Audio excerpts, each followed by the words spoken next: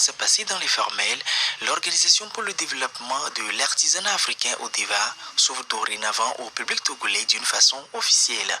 Et voici la première équipe dirigeante qui aura la charge de mener à bien toutes les activités visant à atteindre les objectifs de la dite association.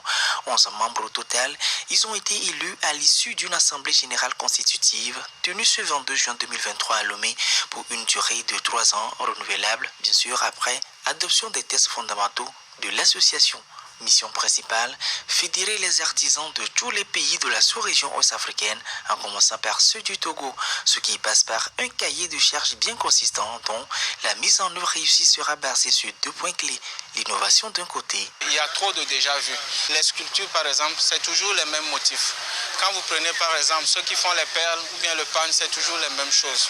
Bon, je pense, à mon humble avis, les unir, les fédérer. Une personne qui fait peut-être des habits peut être associée à quelqu'un qui fait de la perle.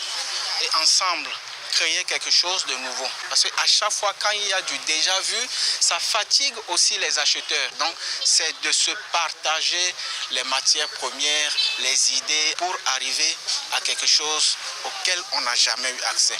Puis la collaboration et l'esprit d'équipe de l'autre. Moi, je me base surtout sur cette humilité pour pouvoir amener à bon terme les objectifs qu'on s'est fixés.